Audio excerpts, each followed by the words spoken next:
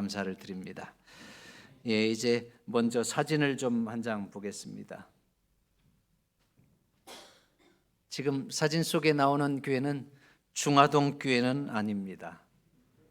예, 그러나 중화동 교회도 얼마든지 이 사진 속에 나오는 교회처럼 많은 성도들이 함께 예배드리고 또 부흥하고 성장하는 교회가 될 수 있다고 확신합니다. 그렇습니까? 그래서 저는 이렇게 내용을 정리해 봅니다. 우리 모두는 중화동 교회가 부흥하고 성장하기를 원한다. 맞습니까?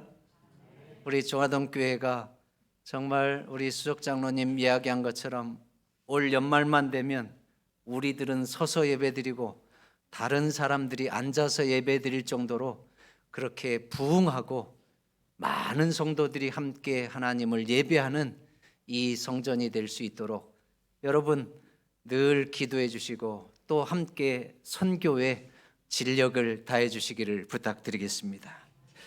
자, 여러분 어떻게 하면 우리 중화동 교회가 부흥하고 성장하는 축복의 교회가 될 수 있습니까? 어떻게 하면 우리가 수많은 영혼들을 구원하고 또 이 재단이 차고 넘치는 교회, 많은 사람들이 중화동 교회를 통해서 하나님을 예배하는 그러한 교회가 될 수 있게 할 수 있습니까? 제가 많은 답들이 있지만 오늘 나름대로 정리한 부분으로 좀 말씀을 전하면 교회 성장학자의 가운데서 상당히 세계적으로 저명한 조엘 고미스키라고 하는 분은 이렇게 이야기하고 있습니다. 다 함께 한번 읽어볼까요? 교회가 시작. 교회가 어떻게 성장하는지 알고 싶다면 성장하는 교회로부터 배우라. 교회가 어떻게 성장하는지 알고 싶다면 성장하는 교회로부터 배우라. 교회가 성장하고 싶다고 하면 어떻게 하라는 겁니까? 성장하는 교회로부터 배우라는 것입니다. 오늘 이 시대에 많은 사람들이 이제는 교회 성장 시대는 지났다라고 이야기합니다. 공공연하게 이제는 우리가 교회 성장 시대는 지났어. 그렇게 하면서 그거를 안위 삼아서 교회 성장을 위해서 아무런 노력도 안 해보고 그냥 이제는 교회 성장 안 되는 게 당연한 거야. 이렇게 하면서 마치 교회 성장이 아무리 노력해도 안 되는 것처럼 핑계를 삼고 그냥 무사안일주의로 가는 그러한 성도들이 많아지고 있는 것이 사실입니다. 그래서 과거에 우리 재림교회가 어느 교회보다도 폭발적으로 성장할 때에 모든 성도들이 하나님 앞에 열정적으로 사역하고 헌신하고 봉사했었던 그러한 시대가 있었는데 어느 때부터인가 우리 재림교회가 이제는 안식교회가 되어버렸어요. 그래서 영어로 보니까 시팅 미니스트가 되어버렸어요. 그냥 앉아있는 교인들이 되어버렸어요. 여러분 언제부터 우리 교회가 앉아있는 교인, 그냥 편안히 쉬는 교인, 안식일은 편안히 노는 시간 그런 걸로 우리가 바뀌었습니까?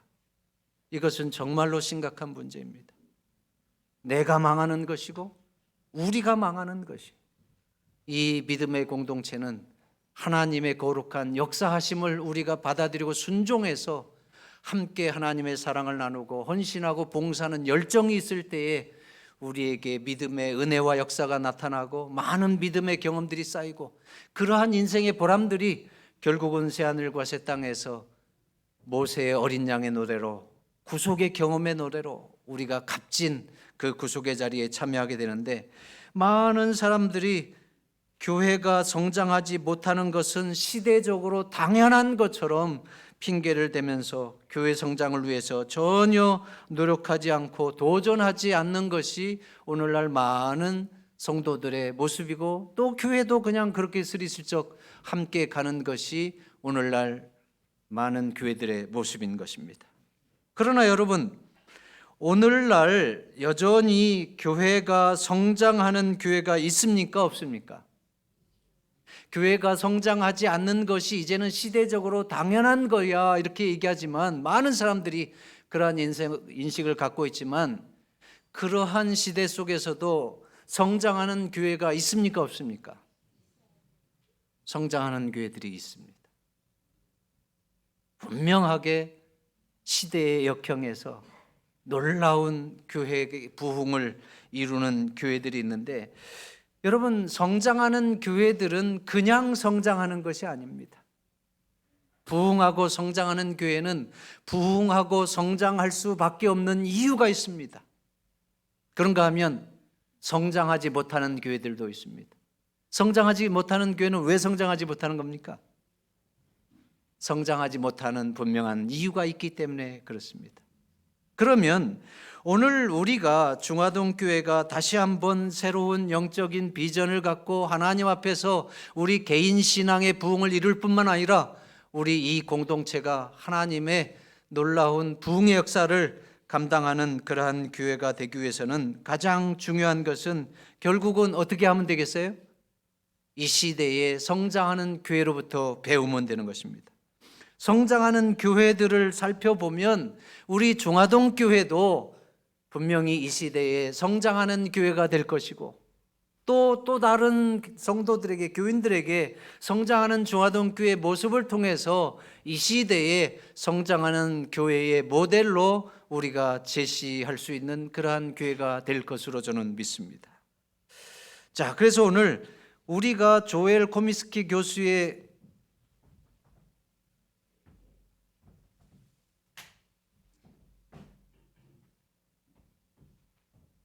이야기처럼 교회가 어떻게 성장하는지 알고 싶다면 성장하는 교회로부터 배우라.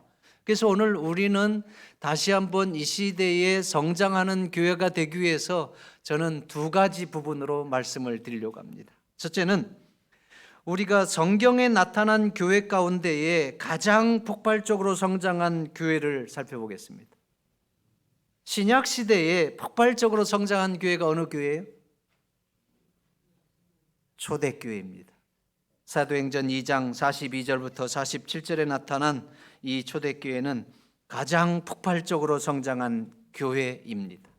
자, 우선 성경 말씀 몇 구절 보겠습니다.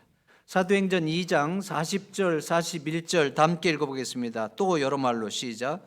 또 여러 말로 확증하며 권하여 가로되 너희가 이 패역한 세대에서 구원을 받으라 하니 그 말을 받는 사람들은 침례를 받음에 이날의 제자의 수가 3,000이나 더하더라.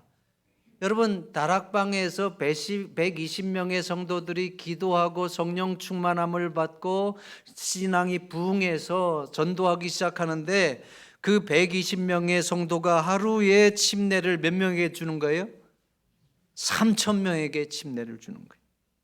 자, 그런가 하면 그 개인의 신앙 부흥, 성령 충만함의 역사가 일어났더니 사도행전 4장 4절을 보니까 말씀을 들은 사람 중에 믿는 자가 많으니 남자의 수가 약 5,000이나 되었더라. 여자의 성도들은 제외하고 남자만 5,000이나 됐다니까 남자보다 여자가 많아요, 적어요? 여자 성도들이 훨씬 많습니다. 그러니까 적어도 2만 명 이상의 성도들이 순식간에 초대교회 부흥의 물결을 이루게 된 거예요. 자, 그 다음에 사도행전 5장 14절 다 함께 읽겠습니다. 믿고 시작. 믿고 주께로 나오는 자가 더 많으니 남녀의 큰 무리라. 예, 성령이 충만해서 신앙이 부흥하고 신앙이 부흥한 대로 하나님 앞에 헌신하고 봉사하고 하나님을 위해서 전도했더니 믿는 무리들이 그냥 계속해서 그 초대교회에 더해지는 것입니다. 그래서 사도행전 6장 7절에는 하나님의 말씀이 점점 왕성하여 예루살렘에 있는 제자의 수가 더 심히 많아지고 허다한 제사장의 무리도 이 도에 복종하니라.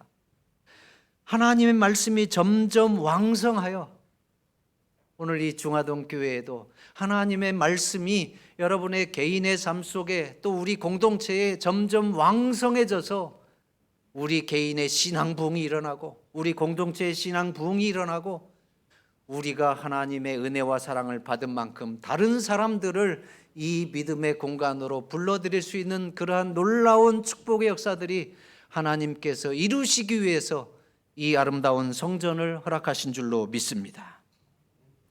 그래서 여러분, 사도행전 2장 46절로 47절 다 함께 읽겠습니다. 날마다 시작. 날마다 마음을 같이하여 성전에 모이기를 힘쓰고 집에서 떡을 떼며 기쁨과 순전한 마음으로 음식을 먹고 하나님을 찬미하며 또 온 백성에게 칭송을 받으니 주께서 구원받는 사람을 날마다 더하게 하시니라. 주께서 구원받는 사람들을 초대교회에 날마다 더하게 하셨는데 그 날마다 더하게 하신 이유는 그 전에 나오고 있어요. 날마다 성도들이 마음을 같이하여 성전에 모이기를 힘쓰고 또 소그룹으로 자기의 집에서 떡을 떼며 친교하고 하나님의 사랑을 나누고 기쁨과 순전한 마음으로 서로 음식을 먹으면서 교제하고 하나님 앞에 하나님을 찬미하고 온 백성에게 친송을 받으니, 여러분, 우리가 소그룹을 통해서 함께 교제하고 하나님의 사랑을 나누고 서로 그러한 아름다운 일들이 일어나고 또 우리의 개인의 삶이나 함께 소그룹을 통해서 하나님을 찬미하고 또 서로에게 칭찬을 받는 믿음의 선한 역사가 일어날 때에 하나님께서 날마다 구원받는 사람들을 더하신다고 하는 사실을 우리는 알게 됩니다. 그래서 결국은 하나님께서 이 교회에 초대교회와 같은 놀라운 부흥과 성장을 주시려고 하면 누구를 변화시켜야 되는 거예요? 나를 변화시켜야 되는 거예요. 저 사람이 아니라 납니다. 내가 변화되면 되는 거예요. 내가 하나님을 찬미하며 성도들에게 칭찬을 받고 영적으로 내가 다른 사람들 앞에 그래도 그리스도를 믿으려고 하면 저분처럼 믿어야 돼. 믿음 안에서 저분처럼 살아야 돼. 이러한 사람들이 될 때에 하나님께서 우리를 통해서 이 제단에 놀라운 성령 충만의 역사들을 이루신다고 하는 것을 기억하면서 다시 한번 여러분, 우리 중화동 교회가 많은 사람들이 구원받고 또 수많은 사람들이 이 제단을 통해서 함께 예배하고 하나님을 섬기는 것을 원하신다고 하면 오늘 이 순간 다시 한번 내가 하나님 앞에서 신앙을 개혁하고 신앙 부흥을 이루고자 결심하시게 되기를 간절히 바랍니다. 내가 변화되지 않으면 희망이 없습니다.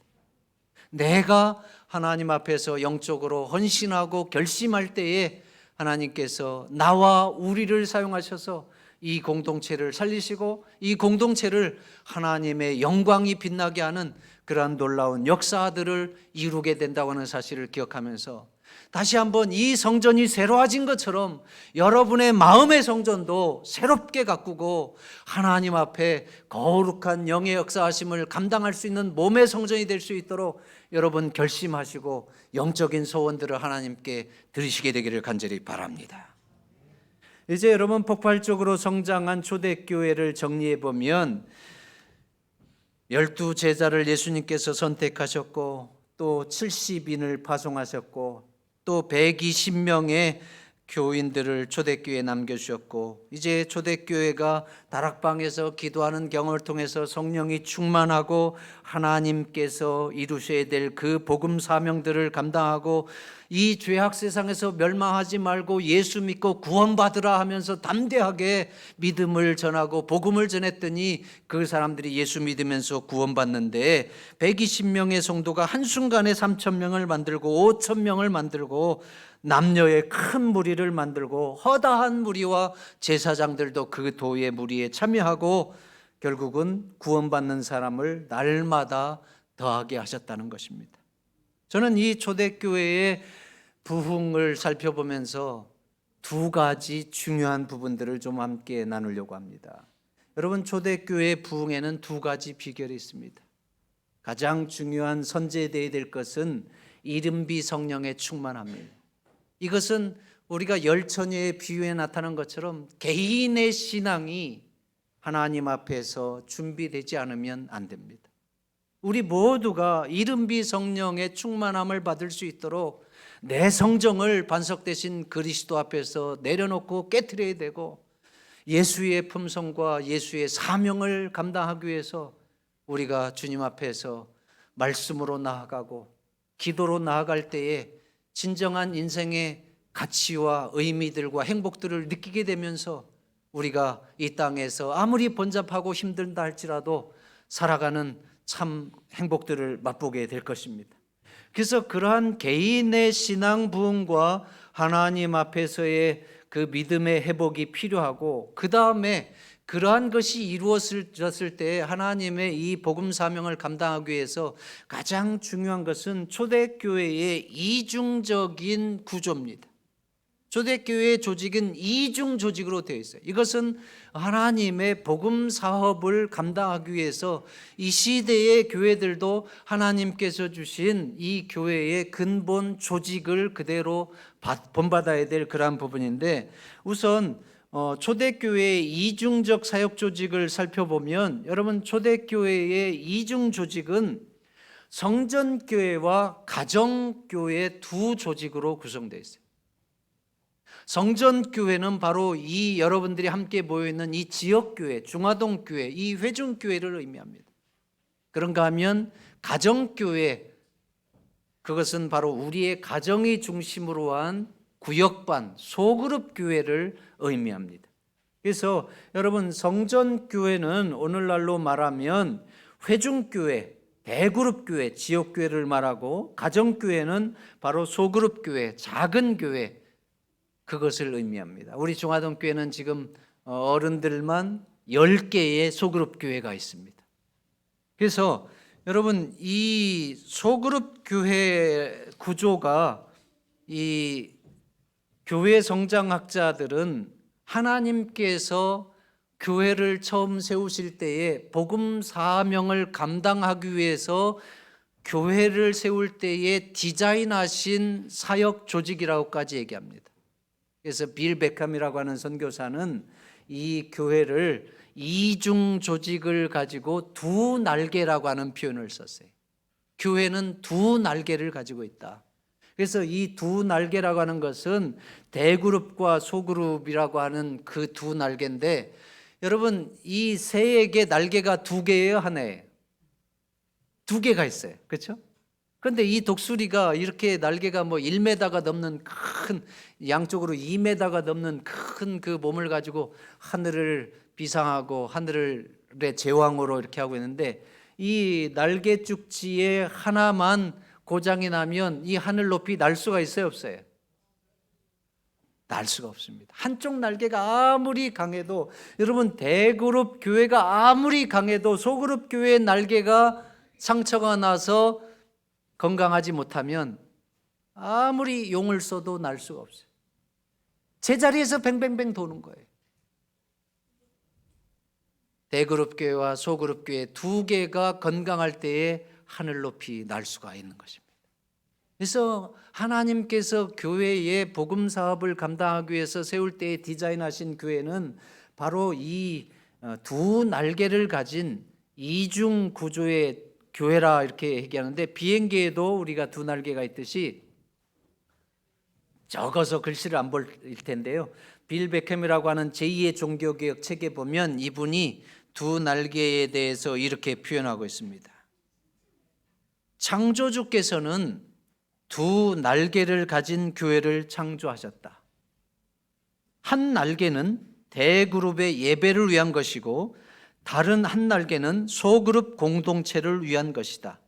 두 날개를 사용할 때에 교회는 하늘 높이 날아서 하나님 앞에 이루고 하나님의 뜻을 온 땅에 이룰 수 있었다.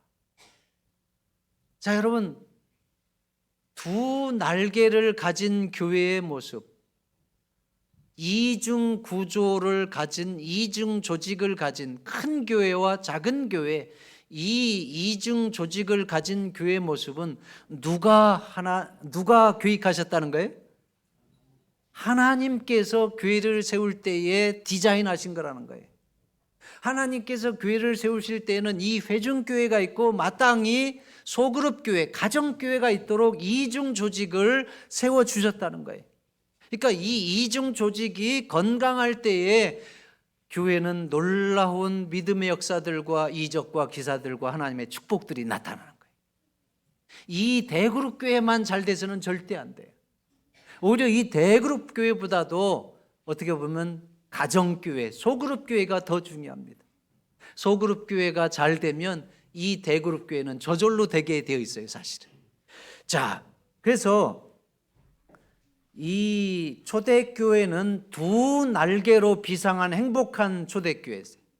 그러나 한 날개를 잃어버리는 역사가 있어요. 313년 밀라노 칙년을 통해서 기독교가 공인되고 이제는 기독교 박해의 시대에서 기독교 공인령 속에서 모두가 다 함께 교회 와서 예배드리면서 예배드리는 사제들, 말씀을 전하는 목사님들, 이런 예배만 중요시되고 일반 가정에서 소그룹 사역, 구역반 사역을 안 해도 저절로 그냥 구름대처럼 몰려오니까 예배만, 공식적인 집회만 잘하는 그러한 시대로, 사역자 중심의 시대로 바뀌어버렸어요.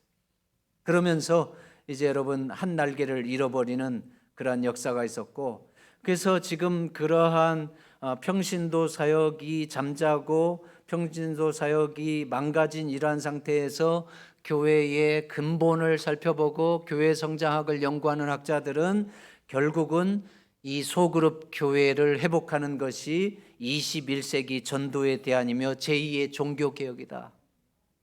여러분, 제1의 종교개혁은 말씀으로 돌아가는 루터의 종교개혁이었다고 하면, 이제 말씀에 나타난 베드로전서 2장 9절에 우리는 모두가 다 왕같은 제사장들이라고 하는 그러한 만인 제사장설, 모두가 다 하나님을 만나면 하나님께서 우리에게 주신 그 복된 사명을 이루면서 살 때에 하나님의 백성으로서 가장 인생의 행복을 맛보고 또 인생의 의미들과 가치들을 맛보고 살 수 있도록 하는 그러한 평신도 사역이 회복되는 것이 제2의 종교 개혁이라고까지 이렇게 말씀하고 있습니다. 그래서 여러분, 이건 이제 중화동 교회 우리 본당 아무도 없을 때 지은 건데요. 여러분, 하나님께서 디자인하신 교회의 모습은 바로 대그룹 교회와 소그룹 교회가 있다는 거예요. 그래서 대그룹 교회는 바로 제가 책임자로서 말씀을 선포하고 여러분들을 가르치고 양육해야 될 의무가 있다고 하면, 여러분들은 바로 이 재단을 떠나는 순간 여러분의 가정과 여러분의 일터로 들어가서 바로 여러분의 가정을 중심으로 해서 소그룹 교회, 가정교회를 이루어서 여러분들이 평신도 사역을 이루는 것이 하나님의 교회를 교회답게 하는 데에 가장 중요한 부분이라고 말씀드릴 수가 있습니다. 그래서 여러분, 이제 우리가 그동안 코로나 때문에 오랫동안 우리의 사역들을 멈추고 또 소그룹들을 모일래야 모이지도 못하고 이렇게 했는데, 이제는 다시 한번 우리가 옛날 모습 그대로 해서는 안 됩니다. 과거에 소그룹에서 우리가 함께 친교하고 또 만나면 즐겁고 또 어디 놀러 가고 또 먹으러 가고 또 기도하고 함께 찬양하고, 그러한 것들을 우리가 소그룹에서 회복해야 됩니다. 이제 교회 전체적으로도 함께 어디 놀러 가고 또 친교하고 아름다운 인생의 추억들 만들고 하는 그런 친교 활동들 많이 계획하겠지만, 소그룹별로 그러한 일들을 많이 할 때에 우리가 소속감을 느끼고 서로 간에 함께 그러한 관계 때문에 어려운 일 당할 때 금방 또 우리가 위로하고 회복시켜 줄 수도 있고, 또 나는 나 혼자야, 나는 중화동 교회에 있으나 마나한 사람의 이러한 부분들이 없어야 우리가 하나님 안에서 이른 양을 만들지 않을 수 있는 것입니다. 그래서 여러분, 하나님께서 디자인하신 본질적인 교회의 모습을 회복할 수 있도록 저도 목사다운 목사가 되도록 열심히 하나님 안에서 기도하고 말씀 연구하고 깨어지겠습니다. 그 대신 우리 성도님들도 모두가 다 정말 하나님의 자녀다운 사람이 될 수 있도록 믿음으로 살고 날마다 하나님 앞에 말씀과 기도로 하나님을 만나면서 사는 그러한 하나님의 자녀들이 되기로 이 시간 결심하시게 되기를 바랍니다.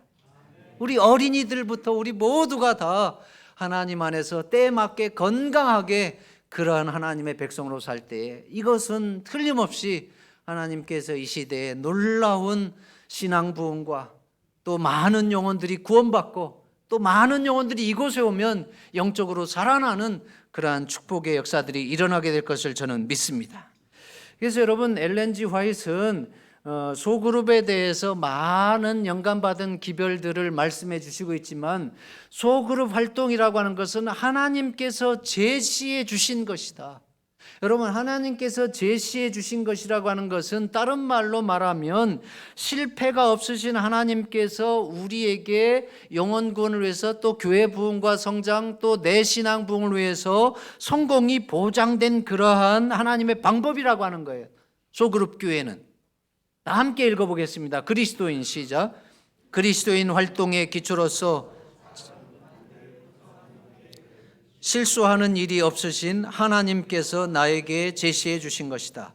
만일 여기까지만, 만일 교회 안에 다수의 신자들이 있다면 그 신자들을 작은 반들로 편성하여 교인들을 위해서 수고하게 할 뿐만 아니라 불신자들을 위해서도 활동하게 해야 한다. 여러분, 우리가 편안하면 편안할수록 내가 죽어가고 있다고 하는 것을 우리는 인정해야 됩니다. 우리가 가정에서도 각각 역할에 따라서 늘 봉사하고 수고하고 그것이 이 땅에서의 삶의 모습입니다. 우리가 죄를 지은 이후로 수고하고 봉사하는 것이 정말 그것에 내가 어떤 의미와 가치를 함께 하지 아니하면 너무 힘들고 피곤하고 하지만, 그러나 여러분, 우리가 그리스도를 위해서 헌신하고 봉사하는 것들은 얼마든지 우리가 일하면서 그 가치 속에서 행복함을 누리고 또 인생의 참 의미들을 누리면서 하나님 앞에 복된 삶이 될 수가 있어요. 그러나 우리가 이 땅에서의 하나님께서 일이라고 하는 것이 복이 되도록 주셨잖아요. 죄 짓기 이전부터도 일이라고 하는 것은 우리에게 복이 되도록 주셨고, 죄 지은 이후에도 우리에게 마땅히 경제적인 이득이나 또 우리의 건강이나 또 우리의 달란트를 사용하는 복이 되도록 허락해 주셨는데, 일을 하다 보면 일이 없었으면 좋겠다 그런 생각이 들어야 안 들어요? 좀 며칠간 그냥 아무것도 안 하는 거 푹 쉬고 싶어요. 그런데 정말 하루 이틀 쉬어보면 어떻습니까? 일이 있는 사람은 그것이 행복이에요. 근데 일이 없어가지고 그것이 은퇴해서 이제는 하버드 대학에 입학한 사람 같으면 어떻게 되는 거예요? 그 쉬는 것이 이제는 정말 보링하다고 그래야 되나요? 그걸 뭐라고 그러는가? 아주 지루하고 몸도 처지고 의미가 없는 거예요. 이제 여러분, 우리가 가정에서든 일터에서든 건강해서 일할 수 있을 때에 일한다고 하는 것은 참된 행복이에요. 그래서 우리가 교회 생활하면서도 교회 그냥 왔다 갔다 하는 것이 행복이 아니라고 하는 것을 우리가 압니다.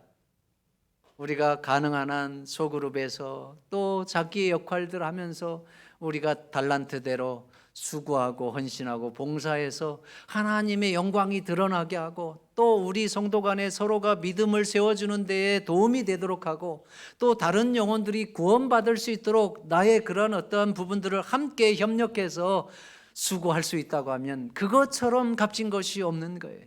그래서 우리 모두에게 다시 한번 소그룹을 통해서 함께 평신도 사역의 장을 열어가고 또 협력하고 소그룹의 리더나 목양 리더가 함께 모이자고 할 때에 알겠습니다.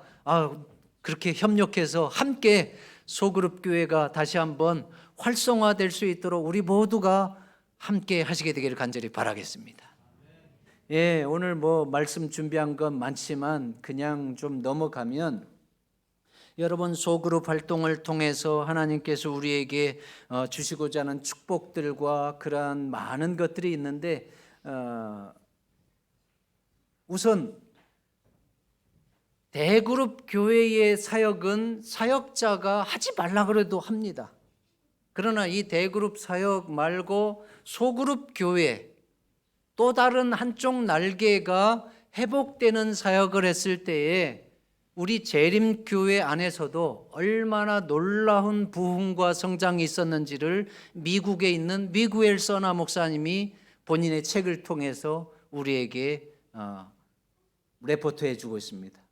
자, 이분은, 미구엘 서나 목사님은 소그룹은 교회의 목적을 성취하기 위해서 하나님께서 창시하신 원리 원칙이다. 아까 빌 베컴 그분도 이 소그룹 교회라고 하는 것은 하나님께서 교회를 디자인하실 때 만들어주신 이중 구조 창조하셨다 얘기하셨지만, 여기 이분도 이 소그룹 교회라고 하는 것은 하나님께서 창시하신 원리 원칙이다.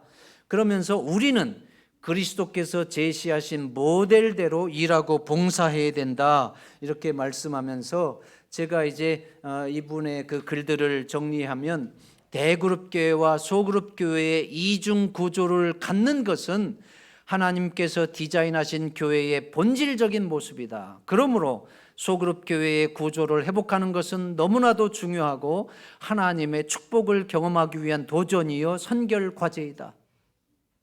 그러므로 소그룹 교회의 구조, 소그룹 교회의 사역을 회복하는 것은 너무나도 중요하고 하나님의 축복을 경험하기 위한 도전이요 선결 과제이다. 여러분 동의하시죠? 이 부분을 이제 소그룹을 통해 성장하는 교회들, 제가 이제 조엘 코미스키 교수의 그 책을 좀 이렇게 정리해서 이렇게 하면, 여러분 베다니 세계교회, 또 엘림교회, 신앙공동체 침례교회, 극지은사교회, 생수교회, 여의도 순복음교회, 이러한 교회들 보니까 셀수라고 하는 것은 소그룹 교회 수를 얘기합니다. 소그룹 교회 수만 베다니 세계교회는 몇 명이에요? 소그룹 교회만 500개예요. 소그룹 교회만. 그러니까 교회 신도 수는 7,000명이에요. 그 다음에 엘림교회는 소그룹 교회만 몇 개예요? 5,500교회. 그러니까 교인 수는 35,000명이에요. 그러면 제일 밑에 우리 한국에 있는 여의도 순복음교회, 이분은 소그룹 교회 수만 몇 개예요? 23,000개. 그러니까 교인 수는 여기 15만 3천이라고 하네. 이건 잘못됐고요. 70만 얘기하잖아요. 70만. 여의도 순복음교회. 그러니까 하루에 뭐 7부 예부, 8부 예부 이렇게 드려서 일주일에 예배 드리는 인구가 보통 15만이라고 이렇게 얘기하는데, 뭐 여러분 이 교회들의 특징이 있다고 하면 뭘까요? 여기 소그룹을 통해 성장하는 교회의 특징은 뭘까요? 한 가지입니다. 결국은 어떠한 사역이 회복된 거예요? 평신도의 사역이 회복된 거예요. 이 소그룹 교회 사역은 평신도들이, 재직들이 하는 거예요. 소그룹의 리더와 목양 리더, 이 여러분들의 사역이 소그룹 교회를 통해서 회복되지 아니하면 교회의 미래는 없는 것입니다. 아무리 여기서 예배 잘 드리고 아무리 훌륭한 예배를 드려도 여러분들의 소그룹 가가지고 가정교회가 갖고 소그룹 사역이 이루어지지 않으면 자연성장 정도도 감당하기 어려운 것입니다. 그러니까 여러분 이 중화동 교회가 하나님 앞에서 이 시대에 놀라운 부흥과 성장을 이루고 우리도 이 신앙 공동체에 소속된 것이 너무나도 자랑스럽고 이곳에 오면 나도 뜨거워지고 이런 것이 되려고 하면 결국은 무엇이 회복되어야 되는 거예요? 우리의 사역이 회복돼야 돼요. 우리가 속한 가정교회, 소그룹 교회, 구역반 교회에서 우리가 함께 평신도 사역을 위해서 연합하고 그 일을 건강한 그리스도인 생활의 기본으로 회복되어야 되는 것입니다.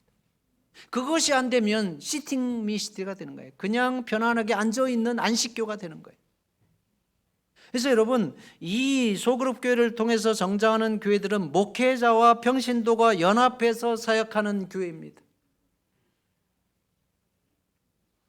그러니까 이러한 교회들은 소그룹이 하나 형성되면 6개월이면 또 소그룹이 분가가 되는 거예요. 놀라운 성장. 한국의 교회도 뭐 보면 정상적으로 평신도 사역이 되면 이렇게 산업이 발달된 데들은 이제 동남아 이런 데보다는, 아프리카 이런 데보다는 늦지만 1년이면 한 개의 소그룹이 두 개의 소그룹으로 나누어집니다. 보니까 그러한 일들이 제가 교문이 있을 때에 실제적으로 경험되고, 또 교문이 있을 때에 소그룹을 통해서 영혼들이 계속 새 영혼들이 들어오고 침례받고 하는 것들이 있었어요. 근데 계속 성장하는데 그 당시에 23개의 소그룹이 있었는데, 여러분 소그룹 리더가 없어서 소그룹을 분가 못 시키는 거예요. 평신도 사역자가 준비가 안 돼서. 그러한 부분이 우리도 금방 일어날 수 있습니다. 120명이 한순간에 3,000명 되잖아요. 그러면 지도자가 없어서 안 되는 거예요. 그러니까 여러분 제자 훈련을 통해서 우리 모두가 지도자로 준비되는 일들을 주중에 이루어야 되는 거예요. 그래서 오늘 여러분들에게 안식일학교 시간에 그걸 나눠준 겁니다. 자, 여의도 순복음교회 한번 보겠습니다. 몇 년도에 시작했어요? 1958년 천막교회로 5명이 출발했어요. 근데 2000년 이제 그 셀그룹 폭발이라고 하는 조엘 코미스키 그 교수의 책을 보면 이분들이 4월 23,000개의 소그룹과 70만의 등록교인, 그래서 7번의 일요일 그 예배를 통해서 대략 15만 3천 명이 예배를 드리기 위해서 매주 모이고 있고, 약 2만 5천 명이 오전 6시에 교회에 나온다는 거예요. 예배 드리기 위해서. 오후 3시 예배에도 신도들이 차고 넘치며 폐쇄로 TV를 갖춘 6개의 지하 예배당들도 발디딜 틈이 없다. 이건 조엘 코미스키 교수가 직접 그 현장을 방문해서 기록한 글입니다. 그런데 저는 이 부분을 보면서 여의도 순복음교회가 몇 년도에 시작했다고요? 1958년 5명 천막교회. 우리 중화동교회는 몇 년도 시작했습니까? 우리 중화동교회는 여의도 순복음교회다 한 1년 늦게 시작했더라고요. 우리는 1959년 7월에 시작했어요. 가정에서. 우리도 아마 5명은 됐을 것 같아요. 근데 지금 여러분, 우리는 그쪽은 70만, 소그룹만 2만 3천 개. 우리는 여전히 소그룹이 10개.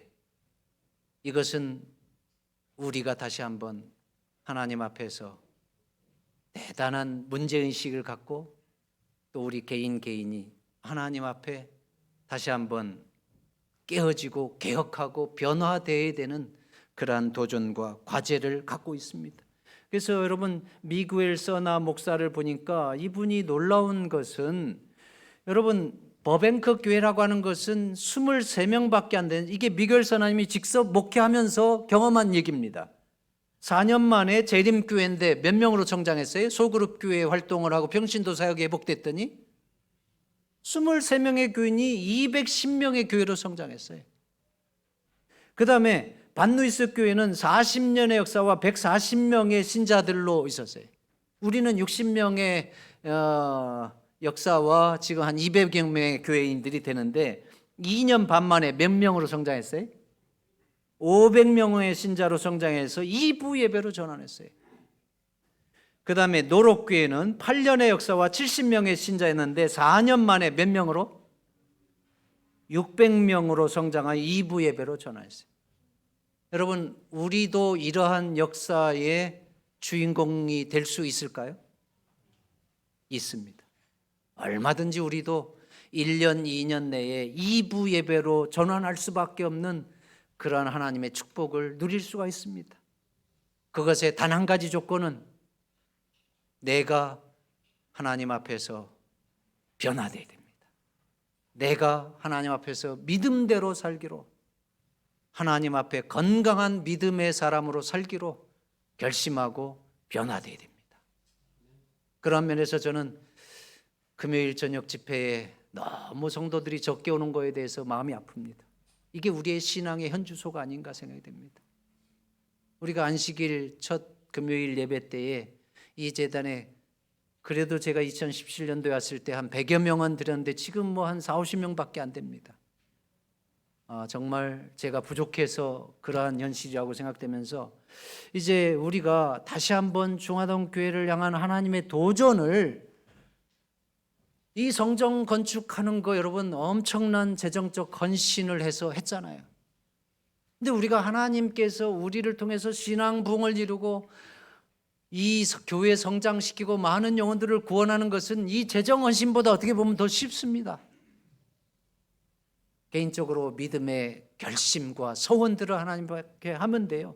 그래서 저는 이 리벤 헤랄드에 있는 이 부분이 우리 모두가 함께 좀 마음속에 붙들고 살았으면 좋겠어요. 우리 다 함께 좀 읽어보겠습니다. 신자들이 시작. 신자들이 하나님과 동역자가 되는 진정한 의미를 체험으로 깨닫게 될 때에 하나님의 성령이 풍성히 임할 것이며 온 세상은 하나님의 영광으로 환하여질 것이다. 우리가 하나님의 사업에 온전히 헌신할 때에 하나님께서 그의 성령을 한량없이 부으심으로써 그것을 인정하실 것이다. 그러나 교인들의 대부분이 하나님과 함께하는 일이 되지 않는 한 늦은 비 역사는 일어나지 않을 것이다. 여러분, 초대교회가 부흥할 때 늦은 성령의 충만함이 기본이었습니다. 오늘 이 시대에도 우리가 뭐 일하려고 뭘 알아야죠. 영적으로 준비가 되죠. 근데 여러분, 여기 말씀을 보니까 영적으로 준비가 된 다음입니까? 준비가 되기 전입니까? 하나님의 성령이 역사하시는 것은 우리가 가만히 있으면 역사하는 겁니까? 아니면 하나님의 거룩한 복음 사업에 함께할 때에 임하는 겁니까? 분명히 여기 말씀하고 있습니다. 신자들이 하나님과 동역자가 되는 평신도 사역의 현장에 참여해서 함께 하나님을 위해서 복음 사명을 감당할 때에 하나님의 성령이 풍성하게 임할 것이라고 말씀하셨어요. 그리고 온 세상은 하나님의 영광으로 환해질 것이라고 말씀하고 있어요. 우리가 하나님의 사업에 온전히 헌신할 때에 하나님께서 그의 성령을 한량없이 부으실 것이라고 말씀하고 있어요. 그러니까 우리가 무엇을 알아서 하는 것이 아니고 하나님께 우리의 헌신과 우리의 달란트와 우리의 그 시간을 들여서 하나님의 사업에 동참하면 하나님께서 성령으로 부으셔서 우리를 그 일을 하게 하신다고 하는 사실을 다시 한번 인정하시게 되기를 바랍니다. 저도 여러분 목회 시작할 때에 제가 뭐 설교할 줄 알아서 설교한 게 아니에요. 설교할 때마다 그냥 일주일 내내 고민해도 뭘 설교해야 될지 모르고 그 대학생들 앞에서 어떤 때는 금요일 날 저녁부터 그냥 토요일 날 바로 예배 드리기 전까지도 그냥 설교가 완성이 안 되고 꼬박 잠을 못 자고, 근데 그 일을 감당할 수 있었던 것은 하나님을 사랑하니까 하나님께서 저에게 열정을 주셨고 그 열정으로 헌신하니까 그 열정이 부족함을 채워준 것 같아요. 그 당시의 설교들을 보면 지금도 부족하지만 어떻게 이렇게 설교했나 정말 가관이에요. 그런데도 열정으로 하나님께서 그 당시에도 복을 주셔서 그 대학생들, 제가 고대 대학생들, 경희대 대학생들 침내주고 대학생들이 함께 제자 훈련 받고 또 소그룹 활동하고 그러한 일들이 있어가지고, 그러니까 여러분 우리 이 시대에도 여러분 우리가 뭘 알아서 하는 것이 아니라 우리의 마음을 하나님께 드리면 하나님께서 성령으로 역사하셔서 우리의 재능들을 사용하시고 또 그런 열정과 헌신들을 하게 하셔서 우리의 재능들을 하나님께서 곱하기법으로 향상시켜 주셔서 하나님의 일을 할 수 있도록 도우신다고 하는 것을 기억하면서 우리 중화동교회를 향한 도전을 받아들여서 우리가 이 대그룹 교회의 사역을 활성화할 뿐만 아니라 이제는 소그룹 교회의 한쪽 날개를 회복해서 이 교회가 이제는 많은 교회들에게 교회의 성장 모델로서 자랑이 되고 또 많은 사람들이 함께 예배드리면서 하나님께 영광 돌리는 그러한 축복의 교회가 되기를 주의 이름으로 축원하면서 말씀을 줄이겠습니다.